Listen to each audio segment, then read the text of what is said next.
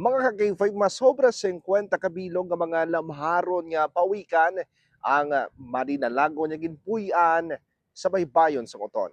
Yaring detalye sa aton nga balita.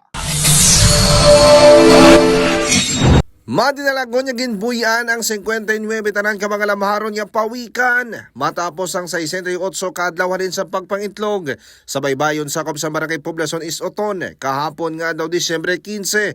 Sandig sa Oton Info Center, ginmando mismo ni Mayor Sofronio Fusin Jr. sa Municipal Environment and Natural Resources Office o ng Menro ang hugot niya pagsunod sa protocol sa pagbuya sa mga sapat. Aprobado man niya ang pagpaligayon sa information and education campaigns na hanungod sa proteksyon sang pawikan sa baybayon niya mga barangay. Kagin patigayon sang tinalikdan niya bulan sa Oktubre kag Nobyembre sining nga tuig. Angot pa diri, buksan sang Menro ang pugad matapos ang 3 kaadlaw. Agod niya madokumento ang kabugusan nga numero sa mga itlog kag mabalhag ang mga wala nagkalabuhi. Manumnuman sa Oktubre 9, 2025, pasado wala 7 ng gabi, ginpahibalo sang Barangay Poblacion East sa Menro nga si Mr. Joby Clemente, isa ka pumuluyo sang barangay, ang nag-report sang isa ka olive ridley nga pawikan nga nagpangitlog sa among nga lugar.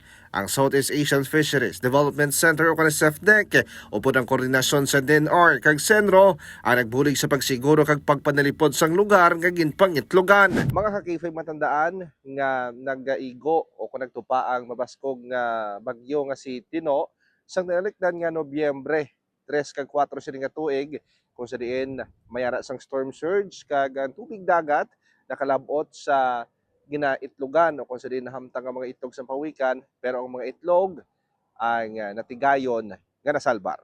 Ako naman si K5 Aaron Refoyo para sa Kampiyon na Balita, Serbisyo Publiko kag Kalingawan sa Iloilo, K5 News FM. Balita ang ginadulong sa inyo sang DTX Coffee Mix. Himo sa natural nga sangkap pareho sang amarkuso, chia seeds, sugared cane extract powder. DTX Coffee Mix. Nakakapi ka na, naka-detox ka pa. DTX Coffee Mix. Mabakal sa mga butika.